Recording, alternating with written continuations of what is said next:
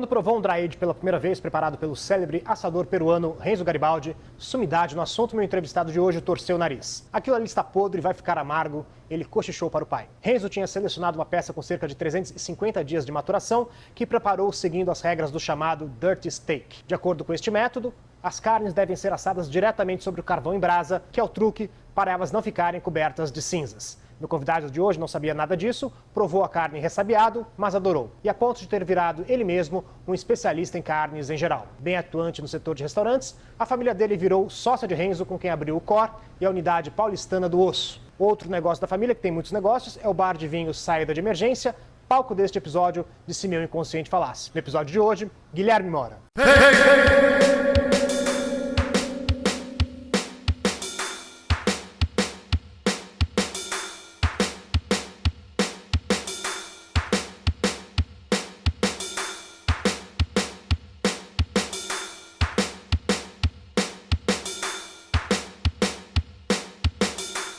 Este videocast é um oferecimento do Resposta, a maior plataforma de pesquisa e experiência do cliente e CRM do Brasil. É utilizada pelas melhores marcas e gestores que acreditam em dados e na fidelização por meio de experiências. Com tablets, QR Codes e outras ferramentas, a empresa orienta gestores de restaurantes a focar exatamente onde é necessário. Quer saber se sua equipe é atenciosa e rápida? Se o menu está agradando? Essa é a ferramenta que você precisa experimentar. Aproveite o cupom Experiência 30 que você acessa por meio desse QR Code que aparece na tela e tenha 30 dias grátis. Conta aquela história daquele famoso churrasco, o primeiro churrasco que você teve ali com o Renzo Garibaldi, primeiro dry age, como é que foi? Foi engraçado. Então, nós temos um grande amigo, né, e ele trouxe o Renzo nessa época, a gente tá falando isso em 2016, então já são 10 anos, e ele trouxe o Renzo fazer um churrasco na casa dele, nos ligou e falou, cara, você precisa conhecer esse cara, para mim e pro meu pai. Vocês já tinham restaurantes, né? Nós tínhamos restaurantes de carne, eram bons restaurantes, mas sempre no normal, né? Assim, eram restaurantes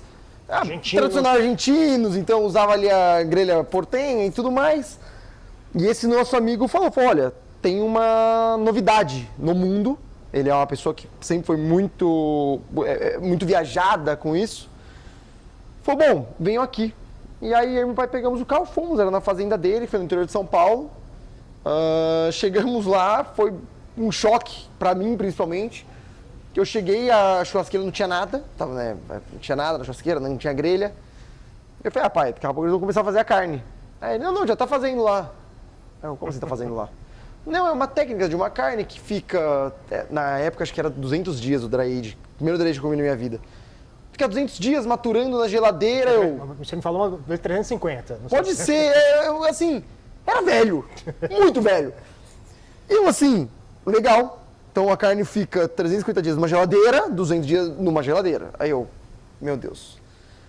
Olho assim pra churrasqueira, olho lá dentro, tá um pedaço de lenha pegando fogo e o bife em cima.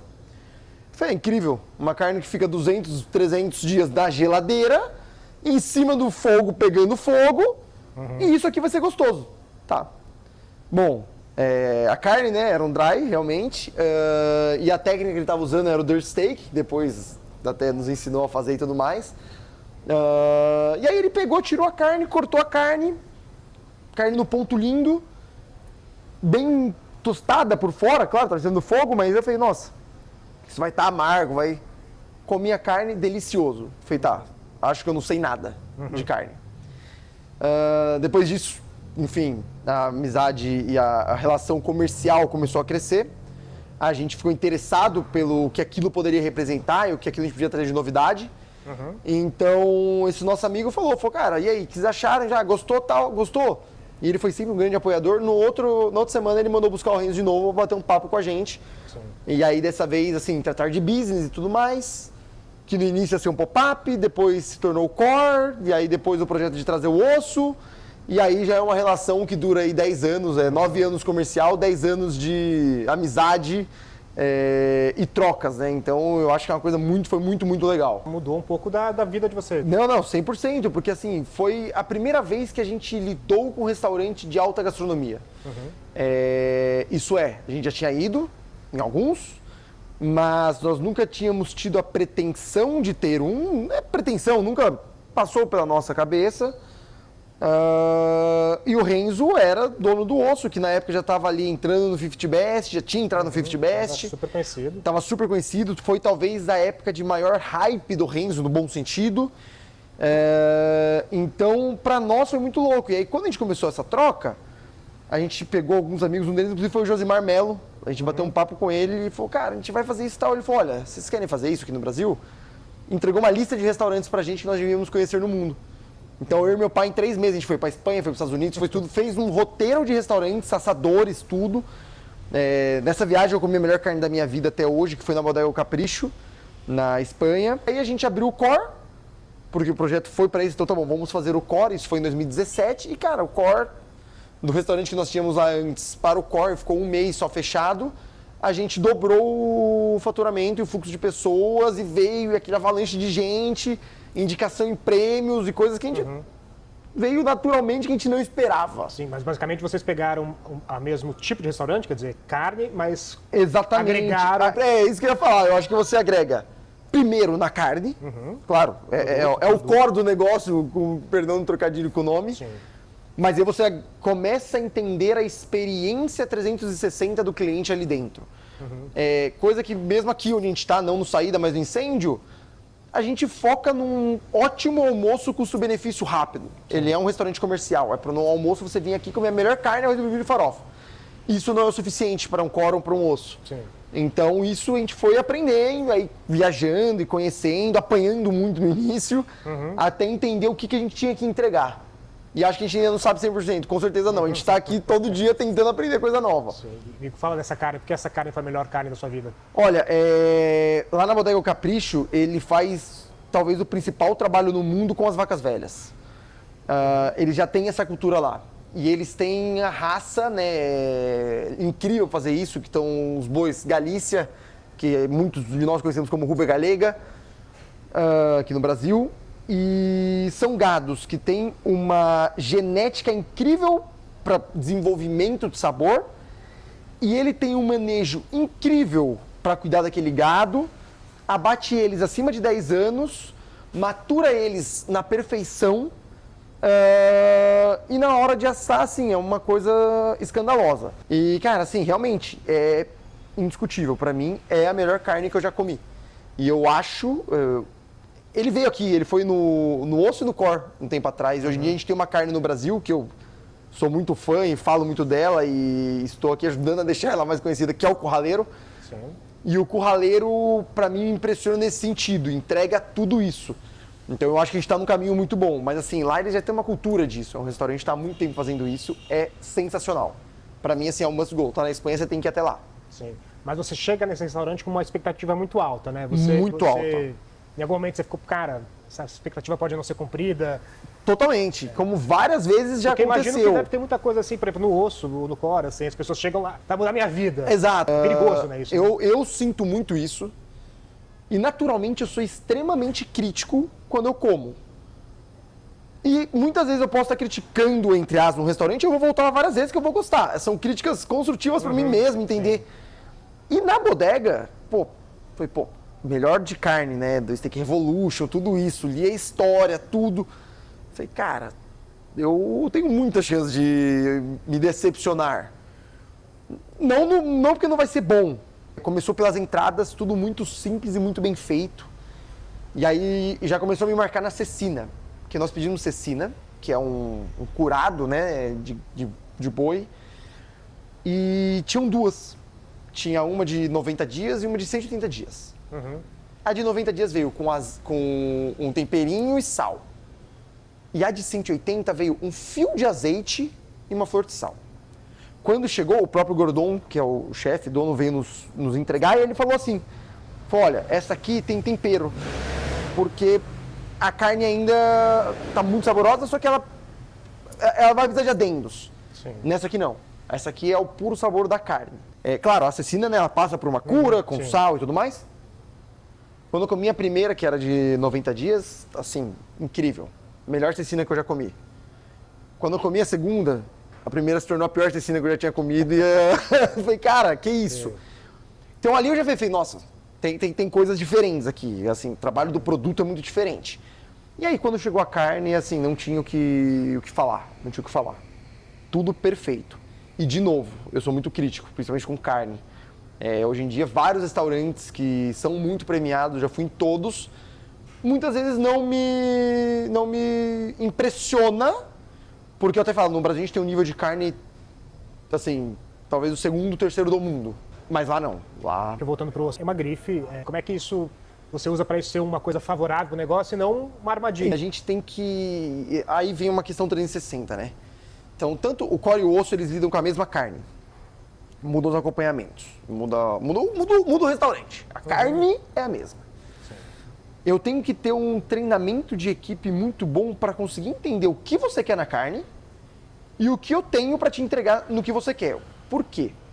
O meu cardápio hoje tem no osso roda de 10 a 15 carnes diferentes.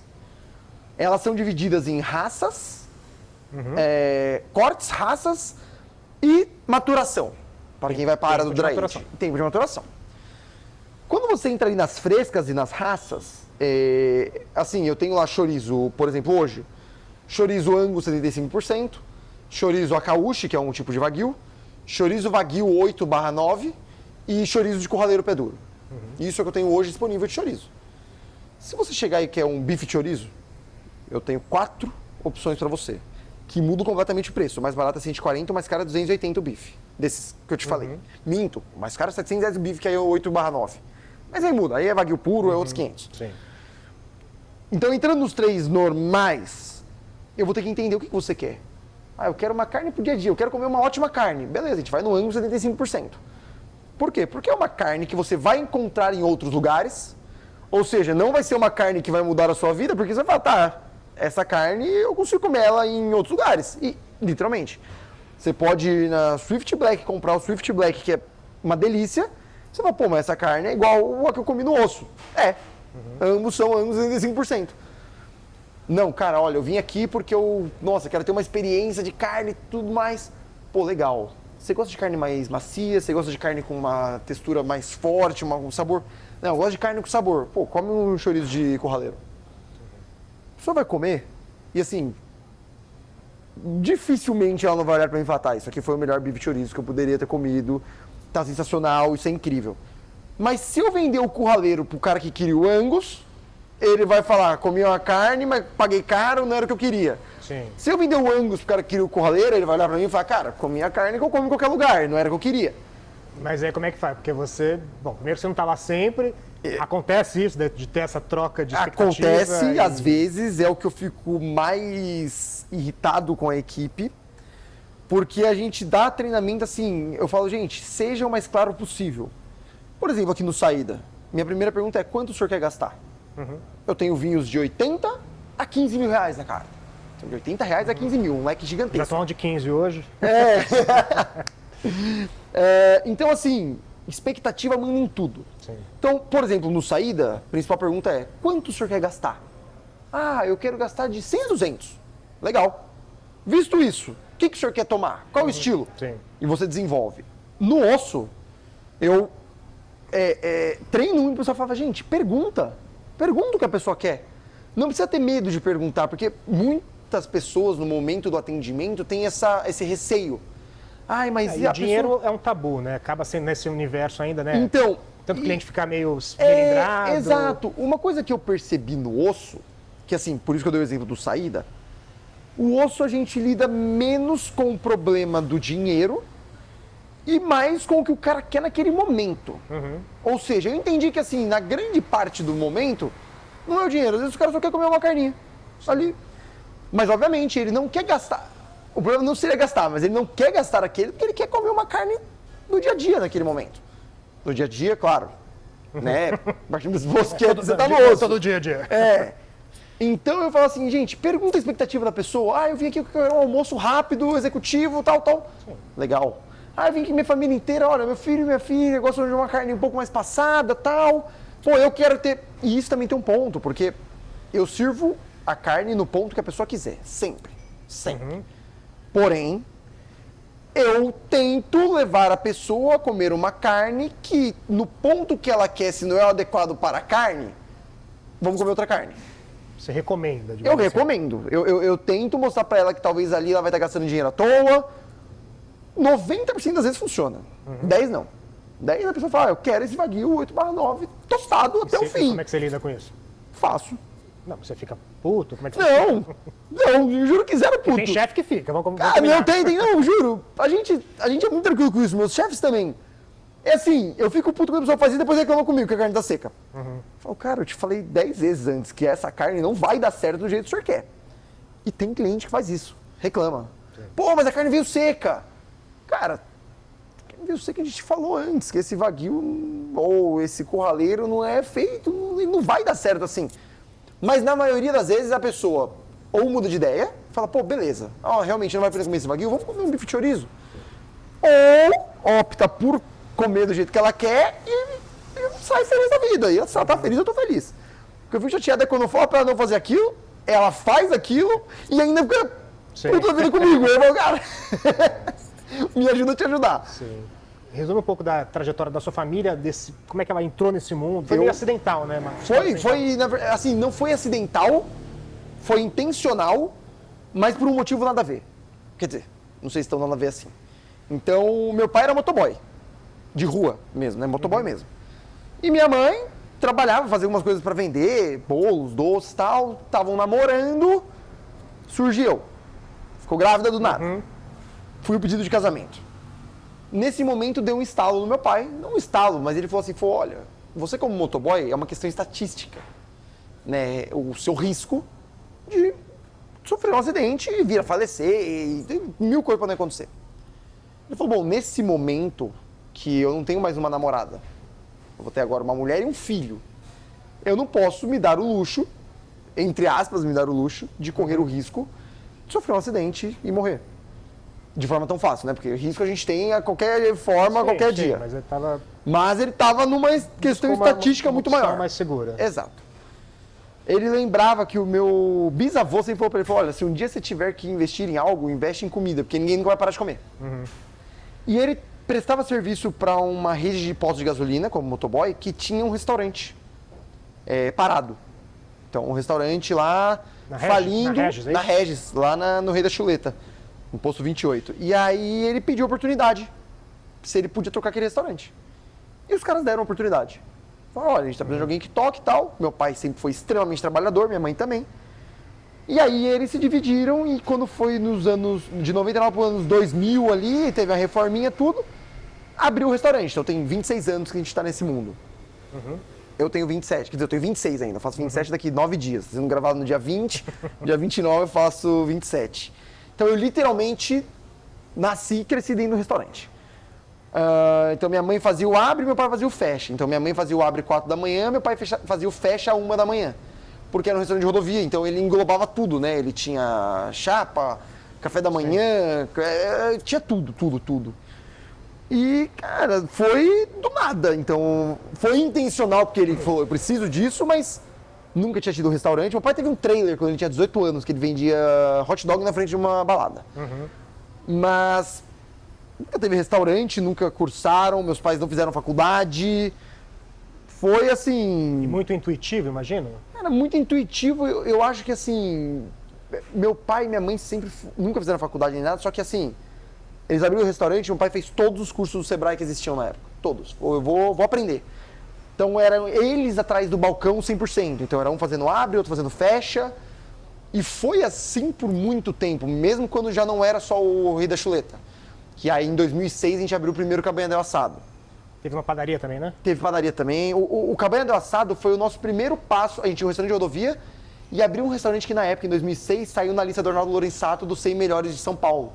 Que era aquele guia da Veja, o antigo. Sim, que era o? Era o Cabanha del Assado, em 2006. Da Granja, não? Não, ele era na Eliseu de Almeida, na extinta Vila do Jardineiro. Sim. Que era uma vilinha ali, toda de cabana, por isso Cabanha del Assado. Depois disso a gente teve padaria, que pelo amor de Deus, até arrepio só de lembrar que padaria é um negócio difícil. Padaria foram feitas por algumas pessoas, eu não sou uma delas, nem meus pais. A gente não gosta de padaria. Tô brincando, padaria grande mesmo. A gente teve uma padaria na Vila Sônia que eram 3 andares, 24 horas, eram 100 funcionários só nessa padaria. Loucura. Mas ótimo pra gente aprender, então a gente passou por várias coisas. Já tivemos diversos restaurantes que abriram, que deram certo, que fecharam, que faliram, que vendemos, que... Então, assim... E quando você acha que foi que deu certo? Você diz, ali teve um ponto de virada? Cara, na verdade é até engraçado. Se a gente fosse falar de um ponto de virada... eu acho que tem vários pontos de viradas no caminho. Meu pai fala, filho, se hoje em dia a gente trocasse todos os restaurantes por 10 cabanas del Assado, que foram Eliseu de Almeida e a Granja Viana, eu nunca queria ter tido um Cor Osso. Porque eram restaurantes que extremo fluxo, lotado, operações simples. Eu tinha que cuidar de 15 itens, que eu tenho que cuidar de 100 itens. Tinham carta de vinho. A gente tem que maturar a carne. Então, assim... tem um trabalho. Então, a gente fala, ele falou, olha, o Rei da Chuleta foi o nosso ponto de entrada. O Cabanha del Assado foi um ponto de virada enorme. Então, assim, lotado, abarrotado todos os dias. Aí abrimos o segundo Cabanha del Assado na Granja Viana. Mesma coisa, um fluxo gigante, pessoas assim reclamavam com a gente. Eu era pequeno e eu estava no Colégio Rio Branco nessa época. E eu lembro até hoje, a pessoa falou, nossa, a gente queria tanto ir lá, mas nunca consegue ir de tão cheio que é todos os dias. Então, talvez o principal ponto de virada da nossa vida tenha sido ali. Eu lembro, a gente morava em Itapecerica, a gente se mudou para Granja Viana, meu pai tinha o sonho de colocar eu e meu irmão para estudar no Colégio Rio Branco. Ele estava no Colégio Adventista Itapecerica, ele colocou a gente no Colégio Rio Branco. Ali perto também. E aí assim, então ele fala, não, eu queria, porque uma vez ele trabalhou de office boy para um pessoal que os filhos estudavam no Rio Branco. E o meu pai era office boy, só que era muito de confiança do dono da empresa. Então toda vez que o motorista mudava de motorista para ir buscar as crianças, ele mandava meu pai junto. Para acompanhar, buscar as crianças no colégio. Sim. E aí meu pai se não, um dia meus filhos estudaram no Rio Branco. Então tudo isso aconteceu com o Cabanha del Assado. Então eu acho que talvez ali foi um ponto de virada. Depois foi, padaria, fale, cresce, abre outro, dá certo. E aí vem mais um ponto de virada na nossa vida, que foi o Cor. Sim. O Cor vem por um caminho normal de se abrir o osso. Então eu acho que o osso eu não diria que foi um ponto de virada, de certa forma. Ele foi um caminho natural. A gente entrou nesse mundo, vamos trazer algo então mais inovador. E aí, foi tratando de vida, mais um ponto de virada é quando a gente abre essa outra empresa de alimentação coletiva, alimentação hospitalar, que hoje é onde a gente mais... Eu, principalmente, Guilherme, é onde eu mais dependo tempo na minha vida. Então, assim, eu tô 90% do meu tempo trabalhando nisso. Conta quantas refeições por dia que você A faz? gente está atualmente com mais ou menos 6 mil refeições dia. E comparando com os restaurantes, seria quanto? Os restaurantes, você varia muito, né, durante a semana. Então, vamos dizer, no nosso dia mais cheio da semana, que vai ser um sábado, a gente deve estar falando de 1.000 a 1.200 refeições no dia. Sim, 6 vezes mais. Agora, claro, né, um nível de complexidade, são duas coisas... eu falo que a única palavra que consegue encaminhar as duas é hospitalidade. Então, o restaurante, eu preciso de hospitalidade. Nessa minha outra empresa, eu estou ganhando espaço por conta da minha hospitalidade que eu aprendi nos restaurantes. Ticket médio totalmente diferente. Outra coisa, mas eu acho que é mais uma virada porque a gente está voando em outros rumos. Sim, o que é mais legal trabalhar em qual desses meios? Cara, é o seguinte, eu sou engenheiro, né? Eu fiz engenharia de produção em Coimbra, então eu nunca tinha trabalhado com engenharia nos restaurantes. Isso porque os restaurantes, claro, engenharia serve para tudo, tudo é engenharia no final, né? Então eu sempre trabalhei com engenharia, no modo que eu vou me dispor o vinho dentro do saída, eu posso estar usando na minha engenharia. Mas diretamente falando, não. Esse outro negócio, ele é basicamente uma linha industrial. É uma linha industrial com processos industriais em escala industrial. Então eu monto uma base pensando qual que vai ser a minha produção. Eu tenho um checklist de horário. Tal hora entra no forno, tal hora sai do forno, tal hora entra no ultra, tal hora sai do ultra, tal hora vai para a sala de embalagens. É engenharia na sua pura utilização. Então vamos lá. Eu adoro. Eu gosto muito. Então eu tô lá, eu faço, eu trabalho, corre, checo a linha de produção, montei um sistema do zero para cuidar, automatizar minha produção e tá funcionando. Então eu acho animal. Agora, nada vence o tesão do restaurante. Para mim, que sou um viciado em restaurante. Sim. Então assim, eu sou viciado em restaurante. Eu amo restaurante. A outra empresa é muito legal, tudo, mas, cara, o tesão de você estar aqui, eu amo tratar com o público. Então, putz, isso é uma coisa que só o restaurante tem. Sim, e lá vocês também servem pacientes, né? Quer dizer, aquela coisa da comida que não vai ter um... Não, eu não posso colocar sal. 350 dias eu tenho diversas dietas que eu não posso colocar sal. Eu tenho que fazer... Aí eu entro numa dieta DM, ou branda, que eu vou fazer a branda DM.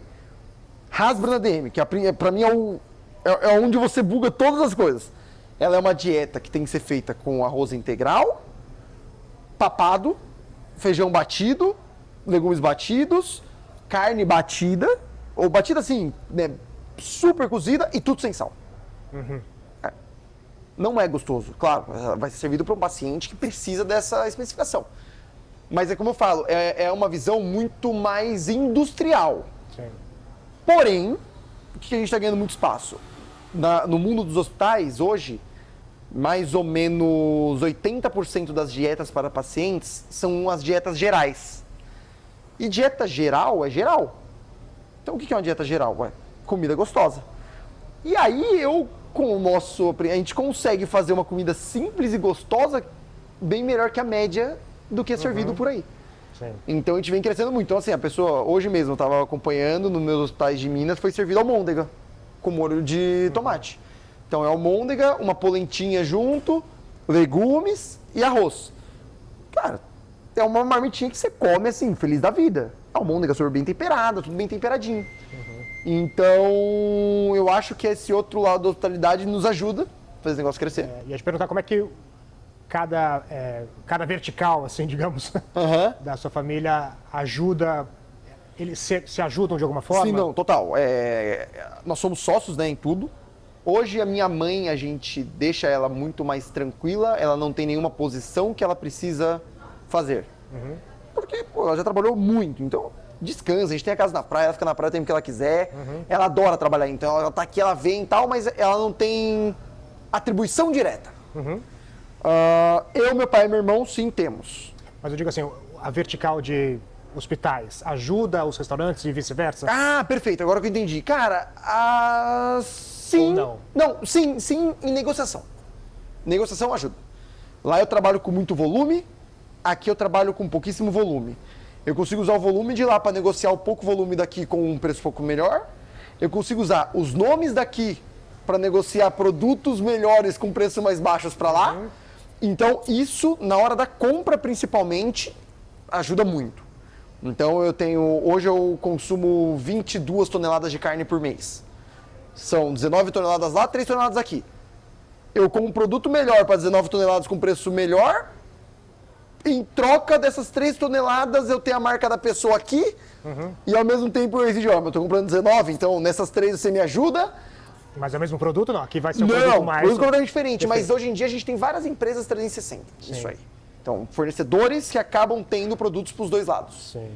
E aí, nessa hora, eu ganho algumas coisas. Ou então, por exemplo, arroz. Lá eu consumo mais ou menos atual 7 pallets por mês. 8 pallets por mês, tá indo quase 2 por semana. Aqui eu consumo, nos meus restaurantes eu consumo 1. Na hora da negociação eu compro 9 e 1 vem pra cá. Então isso, uma vertente ajuda a outra. Na parte da alimentação em si, da comida, a gente até pensou no momento, a gente ia, por exemplo, a comida do pessoal do funcionário, trocar pra comida de lá, que é uma delícia, a parte da rampa, mas o volume está tão grande lá que a gente não conseguiu parar para fazer isso ainda, que eu acho que vai ser mais uma coisa que vai dar um apoio. Mas o volume lá não para de crescer, então a gente ainda não conseguiu destinar essa parte. Sim. Mas é mais ou menos isso. E como é que foi crescer nesse meio de restaurantes? Você trabalha desde a pré-adolescência, né? Teve escolha? 1000%. Meus pais nunca exigiram, eu ia falar, nunca quiseram isso, ia ser completamente mentira, né? Isso que eu queria dizer, nunca exigiram. Só que eu, sei lá, vim com gene. Devo ter nascido com gene, eu amo. Tanto que meu irmão só começou com 18. Ele queria entrar em ADM, então colocamos ele na administração dos restaurantes, ele fez administração também. E hoje em dia ele é responsável, né, pela parte administrativa. Mas ele nunca se interessou e meu pai nunca ligou. A gente achava que ele ia para um mundo completamente diferente, na verdade. E eu sempre trabalhei, mas quando eu estava ali no 8º, 9º ano, me deu uma coisa que eu queria fazer ITA. Queria ir para a aeronáutica. E meu pai foi o primeiro a apoiar. Falou, vamos. Ia me colocar num cursinho no 9º para entrar na época no Colégio Federal São Paulo, para estudar o meu ensino médio no Federal São Paulo, para desenvolver melhor, né? Assim, eu já estava no Rio Branco, mas assim, Federal São Paulo era um colégio muito, muito forte. Para eu talvez ter uma chance de estudar no cursinho para ir pro ITA, durou pouco essa ideia, bem pouco. Que bom. Mas assim, ele foi o primeiro a me apoiar. Minha mãe também, falou, meu, é isso que você quer? Então vai para cima. Mas, e aí quando eu fui morar em Portugal, eu acho que mostra, claro, assim, eu já trabalhava muito nos restaurantes e tudo mais, nunca quis fazer intercâmbio e me deu vontade de estudar em Portugal. E meus pais... agregar conhecimento a esse setor, ou você... Agregar conhecimento nesse setor, mas assim, até hoje, eu até brinco, eu não sei o que deu. Não sei. Então assim, eu sempre fui muito bom no colégio. E eu tinha um plano de estudos direitinho para estudar na Poli, fazer USP. Estava no segundo ano de ensino médio. Esse plano focado. Um amigo meu passou em Coimbra. Eu nunca tinha ido para Portugal, nunca tinha ido para Europa. E aí, no final do meu segundo, ele estava no final do terceiro e ele passou em Coimbra. Eu olhei, pesquisei, né, sobre a faculdade e tudo, e falei, nossa, seria algo interessante. Falei com meu pai. E assim, meu pai é meu melhor amigo. Eu falei, pai, se o senhor, na sua época, tivesse feito faculdade e pudesse escolher entre Portugal ou USP, o que você faria? Ele, nossa, ia para Portugal na hora, ele já tinha ido para Portugal. Isso me deu Falei, legal, vou Portugal então. Ele, como assim? Eu falei, não, dá para passar em Coimbra e tal. Ele, filho, se você é isso que você quer, ele se arrependeu dessa fala dele, mas ele falou, se é isso que você quer, faça. Se arrependeu arduamente. Eu joguei meu plano de estudos fora, estudei. Mas porque você deixou aqui um pouco... Cara, porque na verdade eu e ele, a gente é muito unha e carne. Então, quando eu passei mesmo, que eu ia, ele falou, não, é mentira que você vai embora. E eu falei, vou embora. Fui, na verdade eu tô indo, eu tô com passagem comprada. Então assim, foi a parte mais difícil de eu morar fora. Em relação à minha mãe também. Mas a minha mãe, ela falou, não, ele vai ficar lá. E cara, eu e meu pai, assim, ele tentou me comprar de todas as formas. Todas. Ia me dar carro, ia me dar tudo. E eu olho pra trás e falo, nossa, mas que burro, né? Devia ter ficado. As propostas eram tão boas, ele nosso sócio. Brincadeira, mas... Então, foi uma coisa que veio meio do nada. Mas também, no momento que eu falei, no momento que quis, eles me apoiaram desde o início. Sim. Eu fui pra lá, continuei trabalhando nos restaurantes, abri um escritório lá, que cuidava dos restaurantes. Tinha uma ideia de abrir um osso lá também, né? Tinha uma ideia de abrir um osso e tava pra abrir uma hamburgueria. Já tava assim, na verdade, aquele tal de Covid-19 que apareceu na nossa vida, foi na semana que... Primeiro o estopim foi lá, né? Itália, depois Europa, ali, Portugal. Eu até achei um e-mail esses dias. A minha faculdade declarou fechado no dia 9 à noite. Eu peguei o voo pra cá no dia 11, 5 da manhã. E eu tava marcado de assinar o contrato do meu imóvel lá pra montar a hamburgueria no dia 15 de março. Então eu já tava abrindo, eu não aguentava ficar longe de restaurante. Eu precisava abrir um restaurante aqui. Sim. E eu acho que teria sido muito bom. Eu acho, naquela época, vendo hoje ainda como Coimbra tá, como se desenvolveu, assim, eu acho que nós teríamos tido um mercado gigante em Portugal. Gigante. Hoje em dia eu não montaria lá de forma alguma, mas naquela época era uma ideia boa. Seu pai teve sua mãe tiveram uma reviravolta muito grande da vida. Assim, como é que você vê essa história deles e você vê características deles em você? O fato deles terem tido essa reviravolta fez com que eles nos ensinassem desde sempre, eu e meu irmão, que precisa trabalhar. Muito. E que é difícil. Porque se for fácil, qualquer um faz. Então não é fácil. Então eu acho que eles ensinaram muito a gente e assim, talvez a gente trabalhe 1/10 do que eles já trabalharam na vida. Menos, talvez. Né? E até meu pai fala, filho, eu trabalhava não porque eu queria comprar um carro, eu trabalhava porque eu precisava comprar comida. Ponto. Mas eu acho que eles sempre passaram isso muito pra gente. Muito. Sim, muito mesmo. Então, eu acho que eu e meu irmão, eu brinco, falo, a gente tinha tudo pra ser uns playboyzinho mimado chato, né? Mas não, a gente trabalha. Bem ou mal, muito ou pouco, a gente trabalha. Fica brincando com ele. Porque assim, eles sempre ensinaram e sempre deram tudo que a gente quisesse. Tudo. Então assim, meus pais, os melhores pais do mundo. Mas sempre na hora de dar, era assim, fazendo a gente entender quanto aquilo custou, o que precisou para aquilo, o que vale aquilo. Não tô falando só financeiramente, né? Todo o globo, assim.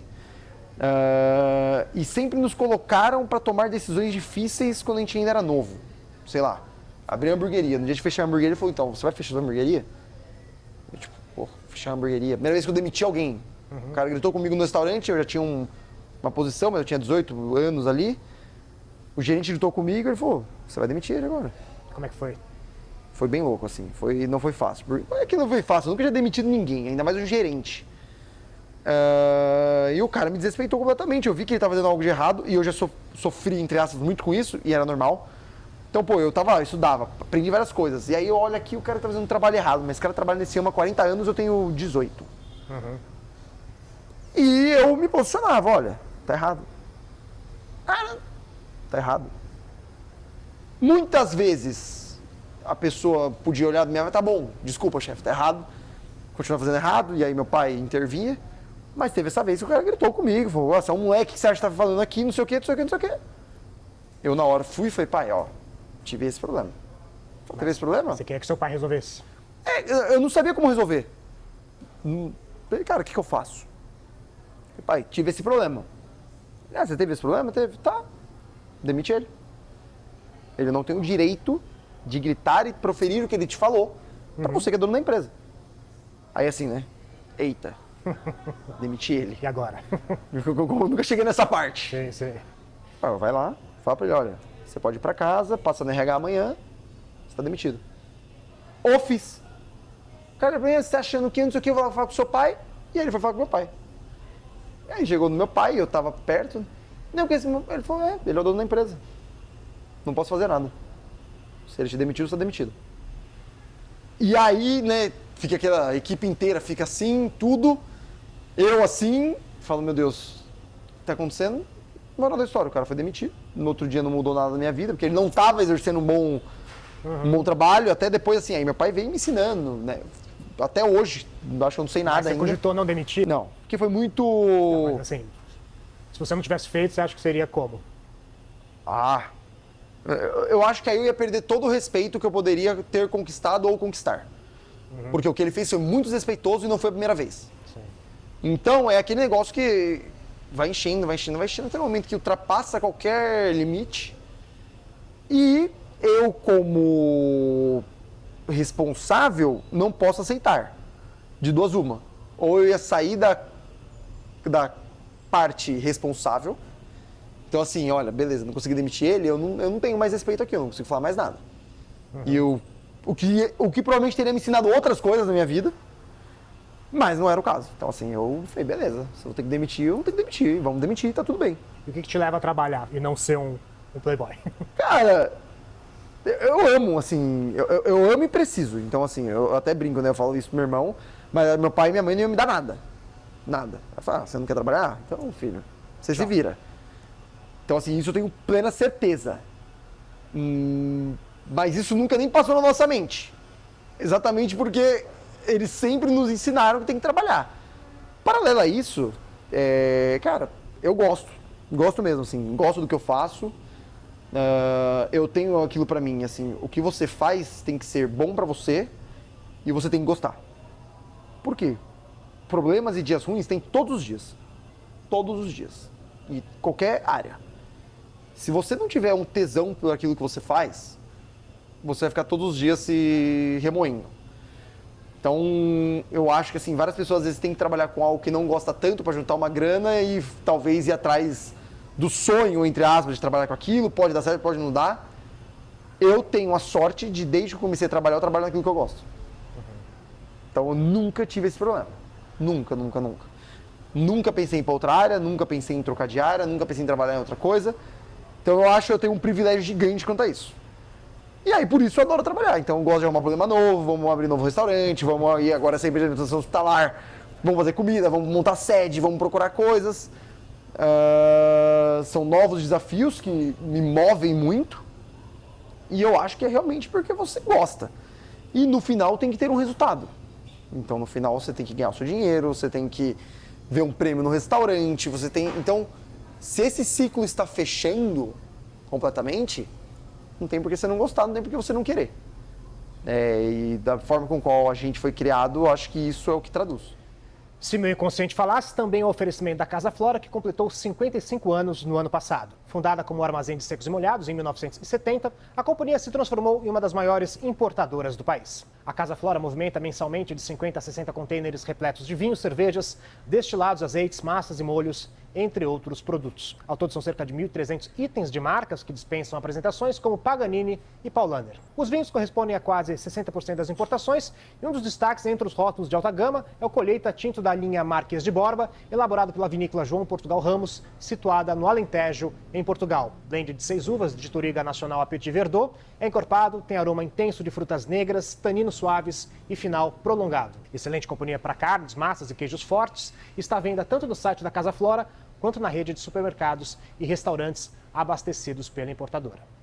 Já que não tem vinho aqui, eu trouxe um vinho. Tá? A gente está em falta de vinho, infelizmente. Vamos fazer o serviço aqui.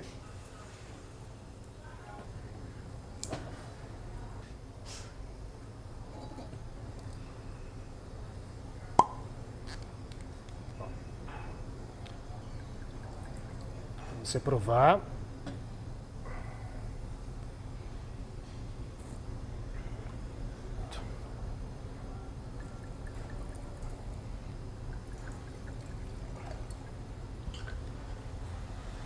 Saúde.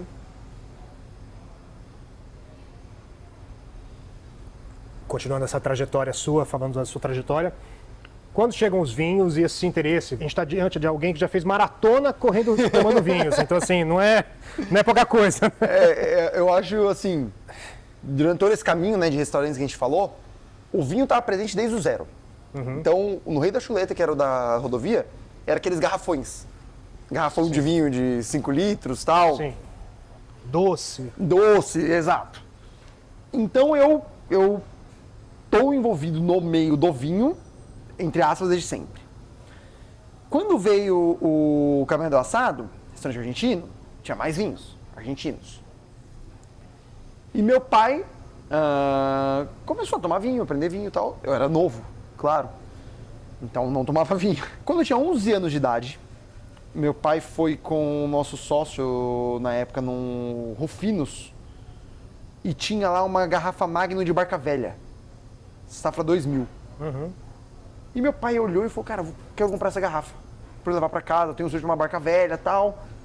O nosso sócio não deixou ele comprar a garrafa. Falou, não, para que comprar essa garrafa e tal? Meu pai não comprou a garrafa. Chegou em casa, deu 5 minutos, chegou o motoboy, o nosso sócio tinha comprado a garrafa para mandar de presente pro meu pai. Quando o motoboy entregou a garrafa, meu pai lá em casa, pegou assim, eu via, eu falei, nossa, que muito louco isso. Tipo, uma garrafa grande, safra 2000, isso eu tava falando pra você em 2011, 10, 11. Né? Eu falei, nossa, meu filho, gostou? Eu falei, meu pai, achei isso aqui lindo. Ele, tá bom, é sua. Quando você fizer 18 anos, você passar na faculdade, você vai tomar essa garrafa com a gente. E lá ficou a garrafa. Meu irmão também ganhou depois. Ele ganhou um Sassicaia que ele queria. E ele tinha quando ele fizesse a mesma coisa. E você esperou até os 18. Esperei. E por coincidência, eu passei na faculdade em Portugal, então foi tudo. Isso foi meu primeiro contato diferente com o vinho. Mas eu ainda era novo. Foi indo, mas eu comecei a já ver coisas sobre vinho, meus pais estavam crescendo, as adegas dos restaurantes. Sim, você não esperou até os 18 para tomar vinho, né? Não, mas sabia que eu comecei a tomar com 17 só? Até que vai ter uma coisa engraçada. Em 2000, a gente tinha um restaurante da Granja que tinha uma adega walk-in, né? Uma adega que você entrava, então eu achava lindo aquilo. Em 2014, 14 mais ou menos, eu tinha 15 anos, a gente abriu uma loja de vinhos na Granja. Que era da passarela do lado do... passando Rio Branco, assim. Nisso, eu entrei numa imersão de vinho, eu estudei tudo de vinho. Tudo. Eu ia pra todo dia estudar, tinha um sommelier de lá que gostava muito de ensinar, e eu gostava de aprender. Então eu, com 15 anos ali, comecei a estudar muito vinho, mas eu não bebia. Só estudava teoria, terreno, uva, e não sei, foi um estalo. Foi.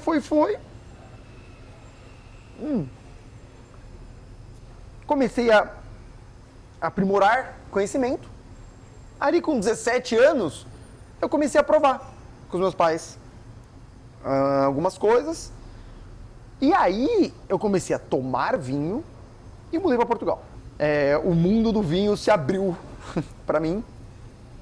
Comecei a tomar muito vinho. Tenho um grandíssimo amigo que me ensinou muito, que é o Jus, que é super amigo, que mora em Bordeaux. E ele é brasileiro, trabalha... Ele é jogador de futebol, né? Jogador de futebol. Trabalha no mundo do vinho da Borgonha, principalmente. Então o Jus me mandava uma caixa com 12 garrafas de vinhos da Borgonha todos os meses para minha casa em Portugal. Todos os meses. Hoje em dia eu olho as fotos do que ele me mandava e do que eu já tomei, e eu falava, caraca, por que eu não guardei aquilo para tomar com mais inteligência, entre aspas? Sim. E eu brinquei isso com ele, ele falou, não, pelo contrário, eu te mandava para você aprender, porque por você ter tomado tudo isso na construção de paladar, em todo o seu crescimento, você, hoje em dia, sabe alguma coisa de vinho. Então eu acho que tem essas duas partes. E aí também teve o Rafa, aqui de São Paulo, Malago, que assim, me deu a oportunidade de provar. Eu falo os dois, que são dois nomes que eu mesmo... Padrinhos do universo. Total. Até meu pai fala assim, porque são duas pessoas que me ensinaram muito vinho, de alta gama principalmente. Então assim, me deram a oportunidade de tomar coisas que quase ninguém na minha idade tenha tomado, provavelmente. E aí eu comecei a tomar conta das cartas de vinhos dos restaurantes, então dar pitaco, tudo mais, estudado muito, enfim, feito visita, visto vinho, e aí veio a oportunidade do Saída, que é... Foi uma ideia sua? Foi uma ideia minha, que na verdade não foi uma oportunidade, nós tínhamos uma área mais ociosa aqui em cima do incêndio, e a ideia inicial, assim, era, beleza, vamos fazer um bar de vinho, que vai suplementar em 20% o faturamento do restaurante. Essa era a nossa ideia. Então eu falei, bom, se ele fizer 20%, ele tá bom, em cima, não tem muita obra, nada. Eu falei, beleza, deixa que eu vou bolar. Montei a carta, entreguei pro meu pai. Falei, pai, o que você acha? Ele, filho, talvez uma das cartas mais legais que eu já vi em São Paulo. Só tem um problema, só você sabe trabalhar ela. Sem duas opções. Trabalhar no Saída, até fazer alguém, né? Ou a gente fazer outra, na verdade não era Saída. Esse bar de vinhos do incêndio. Aí eu olhei e falei, pai, eu quero, eu gosto do público, eu quero. Eu falei, mas então também não vai ser bar de vinhos do incêndio, vamos fazer algo.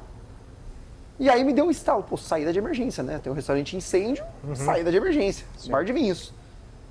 Falei, mãe, vamos montar. Minha mãe, ela não é arquiteta, mas ela é muito boa com isso. A gente montou. Isso aqui é tudo recatado de outros restaurantes nossos, que estavam no nosso galpão. Tudo que você está olhando aqui. Inclusive, essas, né, que a gente vê aqui não tá, mas todos esses aí, isso aqui era a adega da loja de vinhos da Granja. Que aí quando a gente vendeu a loja, ia virar um restaurante, a gente desmontou a adega e tava lá. Literalmente, há 10 anos, quase parado.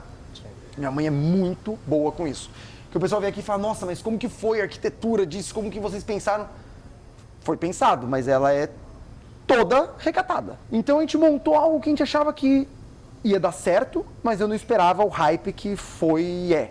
Então assim, o que eu queria de meta de faturamento a gente faz 5 vezes mais, atualmente. Então não é 20% mais? Não, ele se tornou 100%. Então ele fatura igual o restaurante fatura. Nós queríamos um adendo de 20%, a gente dobrou o faturamento. E os vinhos representam o que na sua vida? Cara, vinho é hoje a coisa que eu mais estudo. Ainda é. Fora a linha de produção. Linha de produção de hospital também. Mas eu digo porque assim, a carne eu já estudei muito e continuo estudando, tal, genética. Eu passei a estudar muito vinho já há alguns anos para conhecimento, porque para mim é trabalho e um hobby.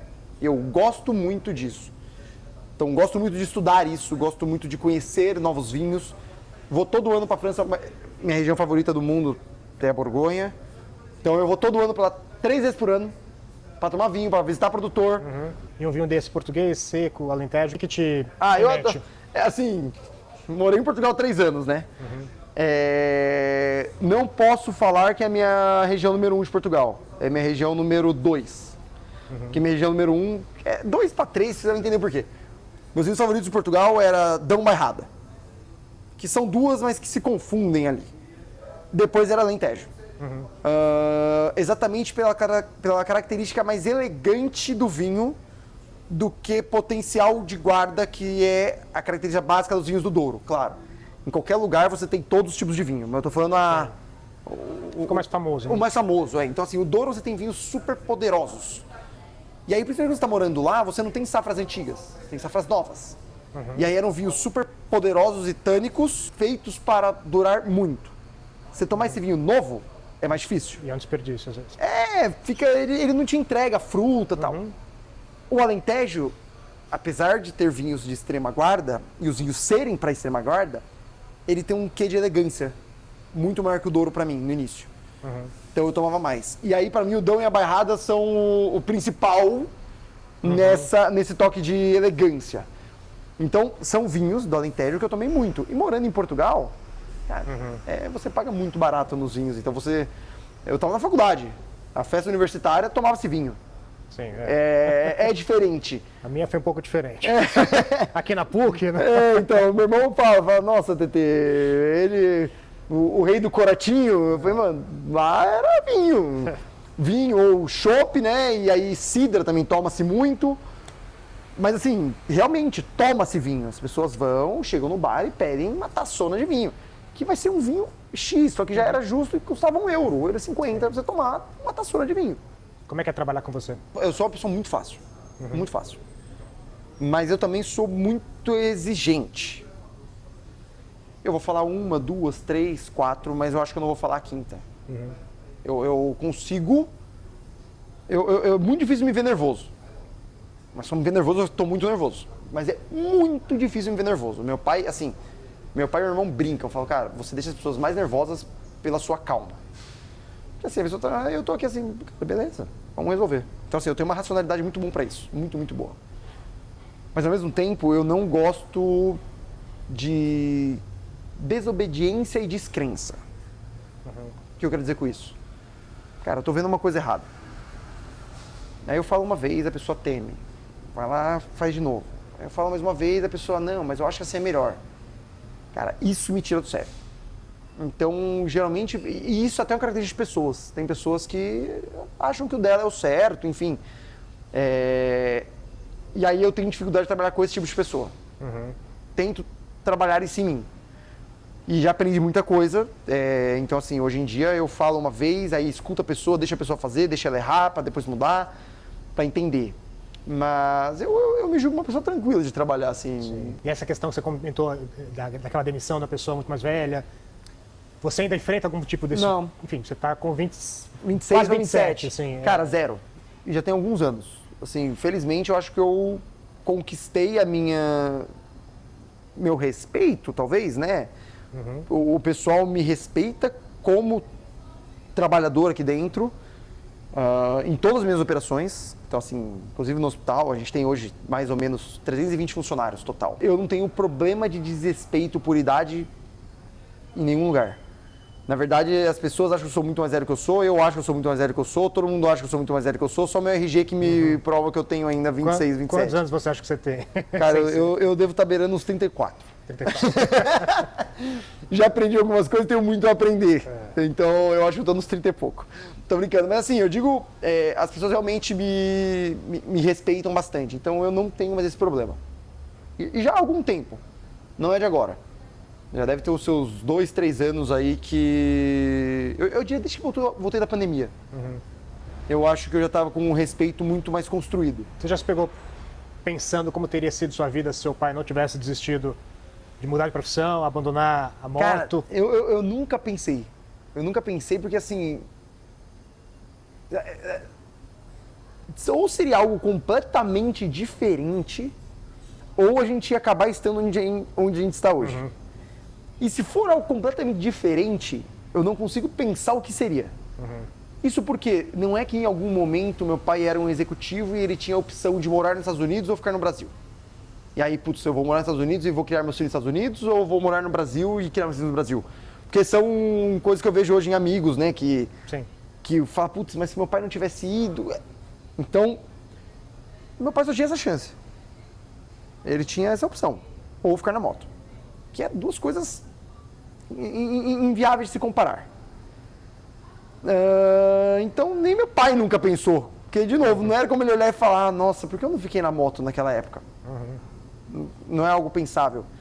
E, ao mesmo tempo, ele não tinha como falar, ai, putz, por que então naquela época eu não fui virar, sei lá, entrar para um trainee de uma empresa?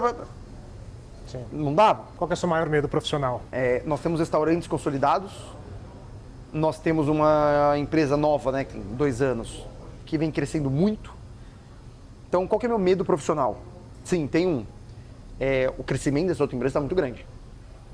A responsabilidade sobre esse crescimento hoje, ele é inteiro meu.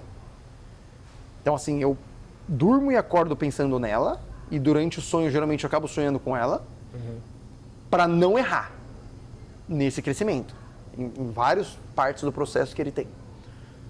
Porque eu estou muito à frente e é algo de grande escala. Então, assim, o meu medo profissional é esse, mas na verdade, a minha responsabilidade profissional hoje. Hoje, assim, eu sei que se eu não for no restaurante nenhum dia na semana, ninguém vai me cobrar. Né? Meu pai, porque eles sabem que eu estou todos os dias da semana vendo as coisas do hospital. Então, eu acho que, assim, meu medo profissional parece uma coisa, né? Decepcionar nisso, mas a palavra não é decepcionar. É que, cara, eu estou doando 100% do meu tempo para isso. Então, eu não posso não fazer isso dar certo. E aí, acho que esse é meu medo, mas ao mesmo tempo, meu objetivo é o que está me movendo agora. Estou felizão fazendo isso. Mas, claro, o outro lado, se eu cometer algum erro sério, seria um medo. O que mais te deixa feliz? Aí é ver o resultado. Aí é legal. É assim, é ver tudo isso, é receber o elogio, é ver outras pessoas nos contactando, querendo que a gente trabalhe. A gente está começando a ter contatos agora da parte particular, querendo que a gente entre.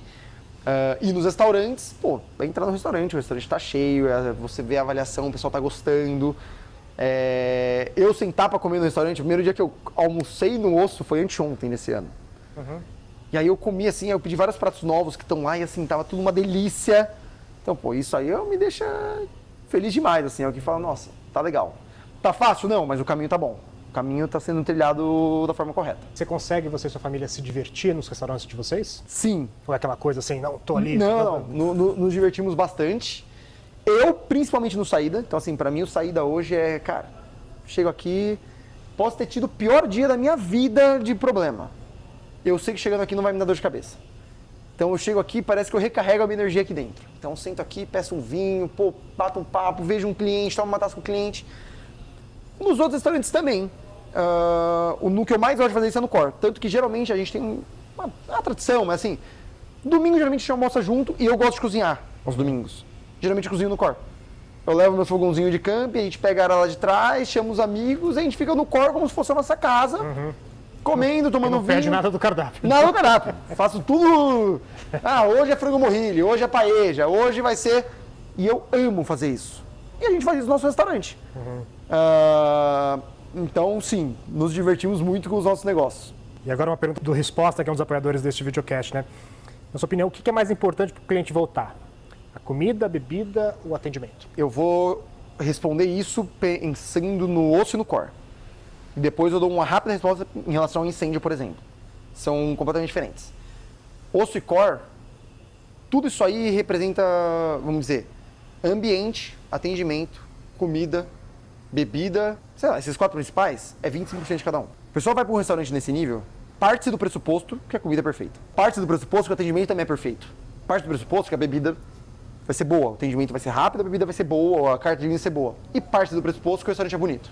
Ou pelo menos agradável para o que ela quer naquele momento. E tudo isso molda para mim o que eu chamo da experiência 360. Então, num restaurante desse, a experiência 360 da pessoa tem que ser surreal. E aí eu tenho que ter alguma coisa que vai tornar aquela experiência diferente. Então, talvez, na comida ser incrível, é ter a carne que ninguém mais tem. Que não é só a carne ser incrível. É ter algo que vai levar aquela pessoa por conta daquilo. Putz, talvez no core é ter aquela área externa que a pessoa pode ir com o cachorro, que ela quase não tem. Então, em São Paulo. Então, putz, ele vai atrelar, ter uma comida sensacional, uma carne sensacional, com uma área externa que ela pode levar o cachorro dela. Pô, tô na frente, então. Então, e tudo isso é o que eu chamo da experiência 360 da pessoa ali dentro. Depois que ela entrou aqui, o que ela quer? Qual que é o sentimento? Porque cada um desses isolados não vai trazer ela de volta. Aqui já é diferente. Claro que a gente tem uma visão 360 daqui. Mas assim, o foco da minha pessoa é entrar aqui meio-dia e 7 a entrada chegou, meio-dia e 15 a comida chegou, meio-dia e 30 a sobremesa chegou, meio-dia e 40 ela pagou a conta e tá levantando para ir embora, porque ela tem 1 hora de almoço e ela usou 40 minutos no restaurante. Sim. Partindo que a comida seja deliciosa, então arroz birubiru tranquilo, farofa tranquila, uma carne deliciosa, a entradinha ali, um pãozinho quentinho e tal, sobremesa, um pudim delicioso. Então a comida está muito gostosa. O atendimento eficiente, Sim. rápido. A pessoa quer isso. Então, claro, o 360 no final também traduz. Mas aqui é um lugar que, assim, se eu atrasar, ou se eu entregar uma carne mais dura, ou se eu... dói muito mais pro cliente. Coisa que lá eu não vou errar, mas se eu errar, tem um percentual menor. Então, se hoje o meu atendimento está um pouco pior lá, está um pouco mais demorado, atrasou, meus clientes vão ficar bravos. Mas tem mais vários fatores que está trazendo ele. Aqui eu tenho 2 fatores principais. Rapidez, assim, né? Eficiência, a palavra, e comida gostosa. Sim. Então, cara, eu tenho que ser eficiente e entregar uma comida boa. Ai, mas, putz, a carta de vinhos é incrível porque é do saída. Mas antes não tinha carta de vinho, por exemplo, né? Tinha alguns vinhos. Mas talvez a simpatia do garçom ali fale menos, né? Fale menos. O garçom chegar e, assim, te atender como um amigo, entre aspas, vale bem menos. Aqui, meu, o cara que é rápido. O garçom chegou, o que o senhor quer beber? Água, parece água. Quase igual aquele vídeo do Porta dos Fundos. O que você quer? Coloca. Não demore com a conta. Quer conta? O senhor quer café? Não vai ter. Ah, mas certeza, o senhor não quer um café? Quer café? Não. Perfeito. Na hora ele já pega a maquininha dele e tira a conta e a conta pra pessoa. Ou então uma pessoa, putz, quero café. Beleza, já tira a conta com o café. E assim, a conta tá aqui e o café tá chegando. Porque esses 4 minutos que é o de tirar o café e o café chegar na tua mesa, ele já pagou a conta. E ele tá feliz da vida com isso.